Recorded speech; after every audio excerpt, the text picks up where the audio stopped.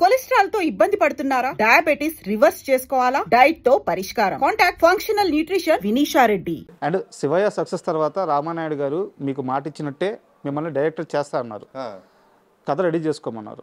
ఎవరికైనా కథ రెడీ చేసుకోమంటే సరే దగ్గరలో అందుబాటులో ఉన్న కథలు ఏవో పట్టుకుంటారు. బట్ దీనికంటే ముందే మీరు డైరెక్టర్ అవ్వాలనుకొని పోసాని కృష్ణమురళి గారి దగ్గరికి వెళ్ళి వాళ్ళ భార్య బిడ్డల మీద ఒట్టేపించుకొని నీ దగ్గర ఉన్న కథ నాకే ఇవ్వాలి, నేను ఎప్పటికైనా డైరెక్టర్ అయితే నాకు ఈ కథే కావాలని ఆయన చేత వాళ్ళ భార్య పిల్లల చేత కూడా వాళ్ళ మీద కూడా ఒట్టేపించారట. అవును సార్. ఏంటి ఆ కథ? ఎందుకు అంత నమ్మకం ఆ కథ మీద? అంటే సార్ అది ఆ రోజు మాకు షూటింగ్ సార్, అక్కడ గచ్చిబౌలిలో షూటింగ్ సార్. మాకు పోసాని మురళి గారు రావాలండి. పోసాని మురళి గారికి సహాయకుల కింద ఆకుల శివ గారు కానీ టీం చాలా పెద్దది. అవును, త్రివిక్రమ్ శ్రీనివాస్ గారు ఉండేవారు అండి.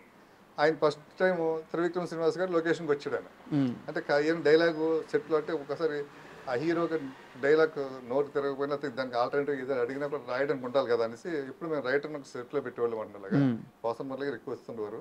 ఆ రోజు మురళి గారు ఏమన్నారంటే, మహేష్ రామోజీ గారికి ఒక కథ చెప్పడానికి వెళ్తున్నాను, డైరెక్టర్ పోదినామరెడ్డి గారు మంచి కథ, భలే కథగా తప్పది వాళ్ళు ఇచ్చారు, మరి నువ్వు ఏదో మేనేజ్ చేయి, మన శ్రీనివాసం పంపిస్తాను నేను ఆయన అనేసి మన లొకేషన్ పంపించారు. మనని షూటింగ్ ఈవినింగ్ ప్యాకప్ అయిపోయింది. ప్యాకప్ అయిన తర్వాత ఏం చేస్తుంటే మళ్ళీ నేను డైలీ మురళి గారి ఇంటికి వెళ్ళిపోవాలండి. రేపటి సీన్లు ఆ డైలాగ్ కరెక్షన్ ఏంటి మళ్ళీ ఒకసారి కూర్చుని అనమాట. కూర్చుని తీసుకుంటే మురళి గారు కొంచెం అనీజీగా ఉన్నాడు, డిసప్పాయింట్గా ఉన్నాడు. నేను ఏమైంది సార్, ఓకేనా రామోజీ కథ అంటే ఎక్కడ ఓకే, వాళ్ళకి నచ్చలేదు కథ, పక్కన పెట్టేశారు. ఏం కథ సార్ అంటే, మీరు చెప్పి కథ నష్టపోవడం సార్, మీరు మంచి ఫామ్లో ఉన్నారు కదా ఇప్పుడు అంటే, అదే నాకు నచ్చలేదు వాళ్ళ మీద అంటే, ఏంటి సార్ కథ అని సింపుల్ టప్ టప్ టప్ అని చెప్పాడండి.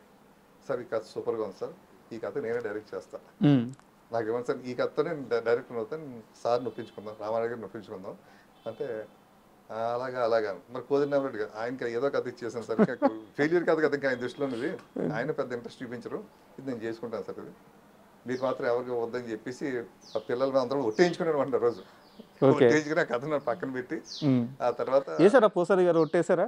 వేసాడు. లేదు నీకు ఏం చేయాలంటే పోసాని మురళి గారికి నీకు రుణపడి ఉన్నాయి మహేష్ అన్నాడండి.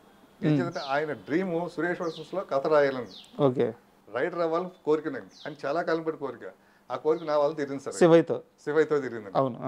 దాంతో ఆయన ఇంక నేనంటే చాలా ఇష్టం అంటే చాలా బాగా ప్రేమగా ఉండిపోయాడు ఆయన. ఈ కథ నా కోసం అలా పక్కన పెట్టేశాడు మనం. బట్ నాకేంటంటే ఆ కథ స్టార్ట్ అవ్వలేదు సార్. ఫస్ట్ ఈ కథ మీ దగ్గర ఉన్నప్పుడు సరే నాయుడు గారు పిలిచి వేరేదో ట్రై చేద్దామని చెప్పేసి ప్లాన్ చేశారు. మీరు ఆ కథ మీద కూర్చున్నారు, రెండో కథ మీద కూర్చున్నారు. అది సరిగ్గా కుదరట్లేదని చెప్పి పరుచూరి గోపాలకృష్ణ గారిని తీసుకొచ్చి ఒక హీరోకి చెప్పిస్తే, ఆయన వర్షన్ ఒక హీరోకి చెప్పిస్తే కనీసం ముందుదైనా కాస్త బాగుంది కానీ ఇది అసలు బాగలేదన్నారంట. ఎవరు ఆ హీరో, ఏందా కదా? అంటే ఫస్ట్ ఏం చేసి ఈ కథ మేము చేసుకున్నాం సార్. అలాగా చేసుకున్న తర్వాత ఏమైందంటే రామానాయుడు గారు ఈ లోపల ఒక బెంగాలీ సినిమా ఒకటి కొన్నారండి. ఆ టైంలో బెంగాలీ సినిమా ఒకటి చేస్తుండేవారండి. కొని ఆయన బాగా నచ్చేసిందండి. కొన్ని నచ్చి మహేష్ ఈ సినిమా నువ్వు డైరెక్ట్ చేయవయ్యా అన్నారు. నేను ఒక లవ్ స్టోరీ రెడీ చేసి పెట్టుకున్నాను కదా, ఇంకా నాయుడు గారు చెప్పలేదు నా కథ. మేము ఈ లోపల ఈ బెంగాలీ కథ చేయమన్నారు ఏంటి అనేసి అన్ని సినిమా చూసాం సార్. చూస్తే తెలుగులో చాలా సినిమాలు వచ్చాయండి. బహదూర్ బాద్షారి, కలికాలం, తండ్రి కొడుకుల మధ్య గొడవలు రావడం, వాళ్ళు దూరంగా పెట్టడం, కక్ష తీర్చుకోవడం అలాగే ఉంటుంది. దీంట్లో తండ్రి తల్లిదండ్రులు ఇద్దరు పిల్లల మీద కక్ష తీర్చుకుంటారు మనం. ఇవన్నీ చేసేసాం కదా, అది కాకుండా హెవీ కథ, పెద్దోళ్ళ కథ. ఇది నేను కుర్రాను కదా, ఒక లవ్ స్టోరీ అనుకున్నాను కదా అనుకుంటే నాయుడు గారు, మహేష్ ఏంటి నీ ఫీలింగ్స్ ఎలా ఉన్నాయంటాను అంటే, నేను వేరే కథ అనుకుంటున్నాను. సరే వేరే కథ అయితే ఇది వేరే డైరెక్టర్లు చేయిస్తాను, ఇది అయినతో చూద్దాం ఈ సినిమా అన్నాడు. అన్నట్టు మళ్ళీ భయపడి నేను పోసాని మురళి గారి దగ్గరికి వెళ్ళా. సార్ మురళి గారు నాయుడు గారు ఒక సినిమా చూపించారండి, అదేమో ఇలా ఉంది కథ ఇది, బట్ ఏమో అది చేయమంటున్నారు, అనుకో రీమేక్ సినిమా చేయమంటున్నారు, అది చేయకపోతే వేరే డైరెక్టర్ చేయించుకుంటాను, అది అయిన తర్వాత సినిమా చేద్దాం అంటున్నారు, ఏం చేయమంటారు సార్? ఒక నిమిషం ఆలోచించి వద్దొద్దు నువ్వు అది చేసి ఆ కథ చేయను. ఏందన్నా నాయుడు గారు ఆ సినిమా స్టార్ట్ చేస్తారు, నువ్వు ఆ సినిమా పని చేయవు, అసిస్టెంట్ కూడా చేయి, దూరంగా ఉంటావు, నీకు నాయుడు గారికి తెలియకుండా దూరం పెరుగుద్ది. నేను చెప్పిన కథ చేయలేదు మహేష్ అని అలాగే దూరం పెరుగుద్ది. నువ్వు ఏ కథ చెప్పినా నాకు నచ్చదు. ఫస్ట్ థింగ్, నువ్వు ఎంత గొప్పగా చెప్పినా అది నచ్చదు, వద్దు ఆ కథ చేయన్నాడు. అది చాలా ఇదిగా ఉంది సార్ అంటే రాలా ఉంది సార్ కథ అంటే నేను ఉన్నాను కదా, నేను చూసుకుంటాను కదా. కానీ నేను వెళ్ళి నాయుడు గారికి సార్ అసలు మురళి గారు చూపిందామా అంటే చూపిందాం అన్నారు. ఆయన చూశాడు, చూసి భలే ఉంది సార్ కథ, నేను బ్రహ్మాండంగా రాస్తాను సార్. ఆయన పడిపోయి ఉన్నాడు కదా ఇండస్ట్రీలో అప్పటికి. పెదరాయిలా ఉంటుంది సార్, పెదరాయిని తీసుకొస్తాను సార్ కథ నేను. పెదరాయుడు అనగానే నాయుడు గారు ఇంకా హ్యాపీగా ఏవయ్యా మరి మహేష్ ఏంటి అని. అదే సార్ మురళి గారిని నేను కూర్చుంటాం సార్ అన్నారు. అని మురళి గారిని అడిగితే ఏం మురళి గారు ఏంటంటే లేదు దీన్ని వెరైటీగా చేద్దాం, మరి దీని క్యాస్టింగ్ నేను సెట్ చేస్తాను, నువ్వు అదే క్యాస్టింగ్ ఫిక్స్ అయిపోయి నువ్వు అని.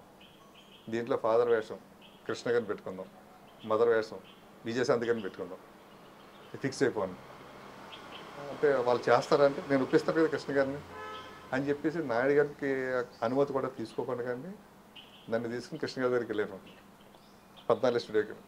దాన్ని పరిచయం చేశారు, బాగా మాట్లాడారు కూర్చుని. సార్ ఇది సార్ కథ ఎలా అనుకున్నారు, ఇది కదా సరిగా అంటే మీ గెటప్ భారతీయుడిలో కమల్ హాసన్ గారి గెటప్ సార్ మీది, తెల్ల హెయిర్ సార్, లాల్చీ పైజం వేసుకుంటారు సార్, దాంట్లో లింగి కదా మీరు లాల్చీ పైజం వేసుకుంటారు సార్, నోట్లో సిగరెట్కి ఎలా కాల్చుతూ ఉంటారు సార్ అని విజువలేషన్ చెప్తే ఆయన అలా భలే ఉంది ఆ గెటప్ అన్నాడు. కథ ఇలా ఉంటుంది సార్, బాగుంది అన్నాడు.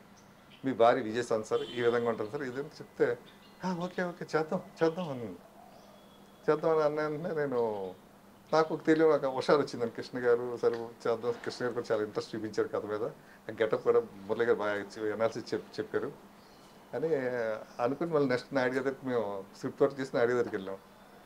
ఎవరిని పెడదామయ్యా అని సార్ నాయుడు గారు అడిగారు పోసాన్ గారు. సార్ ఈ క్యారెక్టర్ కృష్ణ గారిని పెడదాం సార్, ఈ క్యారెక్టర్ విజయశాంతి గారిని పెడదాం సార్, మిగతా క్యారెక్టర్ వెళ్ళాలనుకుంటున్నాం సార్ అంటే కృష్ణ గారు చెయ్యాలి కదా, చేస్తాడా, ఇప్పుడు ఆయన ఇంకా హీరోగా చేస్తున్నాడు కదా, ఆయన రమ్యకృష్ణ పెట్టి ఒక సినిమా జరుగుతుంది ఇంకా నెక్స్ట్ మంత్ ఎప్పుడు రిలీజ్ అంటున్నారు, అది మరి ఏంటది మరి వర్కౌట్ అవుతుందా అది అని నేను కనుక్కుంటా సార్. కృష్ణ గారు చేస్తాడు నాకు అభ్యంతరం లేదా అన్నాడు. ఆల్రెడీ మీరు కనుక్కున్నారుగా. ఓకే అన్నా, అయితే పోయి కనుక్కోండి మాట్లాడి మీరు పోయి మాట్లాడి కృష్ణ గారితో అన్నాడు. వెళ్ళి కృష్ణ గారి దగ్గరికి వెళ్ళి 10 నిమిషాలు కూర్చుని నాయుడు గారు ఫోన్ చేసి కృష్ణ గారితో మాట్లాడించి కథ బాగుందని మంచిగా అని చెప్పారు చేద్దామండి అనగానే నాయుడు గారు అంటే ప్రిపేర్ అయిపోయింది. అది ఒక కాలనీ కావాలి సార్, కాలనీ సెట్ రామానాయ స్టూడియోలో నానకరంగూడలో. వెంటనే నాయుడు గారు పీకెట్ రంగా గారిని ఆర్ట్ డైరెక్టర్ గారిని పిలిపించండి, కాలనీ సెట్ డిజైన్ చేయించి సెట్ మొత్తం వర్క్ స్టార్ట్ అయిపోయింది, వర్క్ అంతా స్టార్ట్ అయిపోయింది. స్క్రిప్ట్ అయిపోయి డైలవేషన్ అయిపోయిందని నాయుడు గారు రీడింగ్ ఇచ్చేసామండి. ఫుల్ హ్యాపీ అయిన తర్వాత ఏమైందంటే సినిమా ఇంకా స్టార్ట్ అవ్వడానికి ఇంకొక 15-20 రోజులు ఉంటుందనగా మన పరశురి బ్రదర్స్లో గోపాలకృష్ణ గారు వెంకటేశ్వర గారు నాయుడు గారితో ఏమంటే మరి కృష్ణ గారి సినిమా మన రిలీజ్ అయింది కదా, ఆయన డైరెక్ట్ చేసాడు మానవుడు దానవుడు అని, ఆడలేదు సినిమా అది, రమ్యకృష్ణ పెద్ద కాస్టింగ్ కదా, మరి మీరు ఒకసారి ఆలోచించండి ఆ కథ గురించి అనేసి అన్నారు. అంటే కథ ఆయన చూసాకే చెప్పారు నాయుడు గారు. అవును చెప్తే నాయుడు గారు కొంచెం డైనమలో పడ్డారు. పడిన తర్వాత కూడా నాయుడు గారు పెద్ద లెక్క చేయలేదండి. ఆ తర్వాత వేరే డిస్ట్రిబ్యూటర్లు ఇంకా వేరే రకరకాలు ఇంకా స్టూడియోలో ఉన్న డైరెక్షన్ డిపార్ట్మెంటు అందరూ కూడా చెప్పడం మొదలు పెట్టారు నాయుడు గారు. సార్ కామెడీ లేదు సార్ సీరియస్గా ఉంది సార్, ఇప్పుడు ఈ సినిమా చూస్తారా సార్. ఇక పక్క వర్క్ అంతా జరుగుతుంది, నాయుడు గారికి ఆలోచనలో పడిపోయారు. పడిపోయి పవిత్ర బంధం సినిమా ఆయన హిందీ చేస్తున్నారు, అది షూటింగ్ వైజాగ్ అండి, దానికోసం ఆయన వైజాగ్ వెళ్ళారు. వైజాగ్ వెళ్ళి ఒక 2 రోజుల తర్వాత నాకు ఫోన్ చేశారు, మహేష్ ఇంకా కథ పక్కన పెట్టేసే వేరే కథ చూడు, వేరే లవ్ స్టోరీ ఏదో ఉందన్నావు కదా అది తీసుకురా ఒకసారి. ఏం చేద్దంటే అందరూ భయపెడుతున్నారయ్యా, ఇప్పుడు ఈ టైప్ సినిమాలు ఎవరు చూస్తారు, తర్వాత రెండోది మార్కెట్ లేదు కదా, కృష్ణ గారి సినిమా కంటిన్యూగా పోయాయి కదా అన్నారు, ఏమన్నా చెప్తున్నారు, కొత్త డైరెక్టర్కి ఎంత స్ట్రైన్ కదా, క్రేజ్ ఉండాలి కదా ప్రాజెక్ట్ అంటేనే, ఇలా చెప్తున్నావు, మంచి కథ రెడీ చేయవే నువ్వు అని. సరే అయితే మురళి దగ్గర ఒక కథ ఉంది సార్, అయితే మీరు వచ్చిందో చెప్తాను సార్. అయితే నేను ఎల్లుండి వచ్చేస్తాను చెప్పండి అని చెప్పగానే మురళి గారిని ప్రిపేర్ చేశాను. మార్నింగే 7:30కి రమ్మన్నాడు ఆయన గెస్ట్ సురేష్ ఆఫీస్కి అండి, రామానాయుడు స్టూడియోకి వెళ్ళి ఆయన ఛాంబర్లోకి. 7:30కి వెళ్ళిపోయండి, జస్ట్ అరగంట చెప్పాడు నేను కథ. ఫీల్ అయిపోయాడు నేను, సూపర్గా ఉందయ్యా, ఓ ప్రేమ్ నగర్ కథ కనిపిస్తుంది నాకు దీంట్లోనూ, ప్రిపేర్ అయిపోయింది, ఇంక 2 ఆలోచన వద్దన్నాడు అనేసి ఇంకా ఆ విధంగా ఆ కథలు పక్కన పెట్టారంటే ఆ కాలనీ అప్పుడు మేము కాలనీ సెట్ వేసేసాం కదా సార్. అది ఏం చేశారంటే అప్పుడు క్షేమంగా వెళ్ళి రామంగా సినిమా ఓకే దానికి వాడారు నా కాలనీ సెట్ అండి. ఆ విధంగా నాకు కృష్ణ గారు అప్పుడు దానికి టైటిల్ కూడా అనౌన్స్ చేశారు. టైటిల్ సినిమా పేరు కృష్ణ గారు. పేపర్లో కూడా వచ్చింది, అనౌన్స్మెంట్ కూడా అయిపోయింది. అక్కడ డౌట్, కృష్ణ గారిని అప్రోచ్ అయ్యారు, ఆయన గెటప్ గురించి చెప్పారు. ఆయన మీరు వెళ్ళంగానే ఫస్ట్ డైరెక్టర్ మీరు, అంటే ఫస్ట్ మూవీ, ఇంకా డైరెక్టర్ కూడా కాలేదు, మీకు అవకాశం ఇవ్వడానికి రెడీ అయ్యారు. సో ఆయన కూడా ఆ సినిమా మీద ఎంతో కొంత వర్క్ చేసి ఉంటారు. తర్వాత ఏం మహేష్ ఎందుకు ఆ సినిమాని పక్కన పెట్టామని కానీ, ఏం నాయుడు గారు ఎందుకు ఆ సినిమా ఆయన అడగడం కానీ టైం చేయరా? పోసన్ మురళి గారు నేను ఆలోచించాను. ఇప్పటికి అనౌన్స్ అయిపోయింది కదా, మళ్ళీ నాయుడు గారు ఫ్రీ కథ అంటారు కదా, కృష్ణ గారు ఏమైనా అనుకుంటారు పెద్ద ఆయన అంటే, మేము ఇద్దరం కృష్ణ గారి దగ్గరికి వెళ్ళాము. కృష్ణ గారి దగ్గరికి వెళ్ళి, సార్ ఇప్పుడు ఈ కథని నాయుడు గారు మళ్ళీ చిన్న మార్పులు ఏం చేశారు, కొంచెం టైం పడుతుంది, ఈ లోపల ఈ ఆ గ్యాప్లో ఈ చిన్న సినిమా ఏదో చేద్దాం అంటున్నాడు, ఒక చిన్న సినిమా లవ్ స్టోరీ ఒకటి, ఇది చేద్దాం అనుకుంటారు మహేష్. నాయుడు గారు కూడా కథ ఓకే చేసుకున్నారు.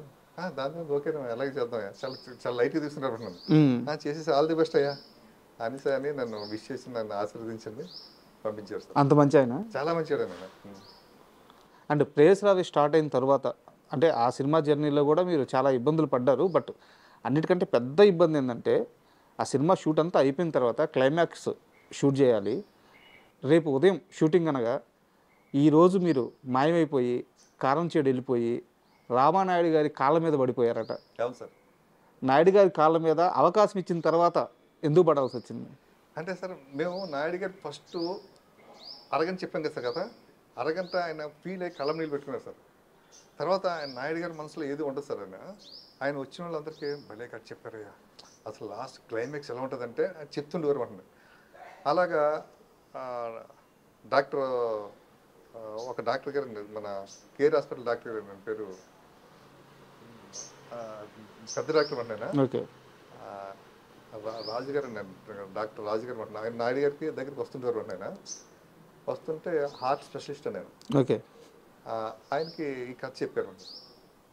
పక్కన ఇప్పుడు రఘురామకృష్ణ గారు ఇప్పుడు స్పీకర్ అండి, ఆంధ్రప్రదేశ్ స్పీకర్ అండి, ఆయన ఉన్నట్టు ఇద్దరు ఉన్నారు. మొదటి కథ చెప్తే కథని ఎవరు డైరెక్టర్ అన్నారండి. నన్ను పిలిచారండి.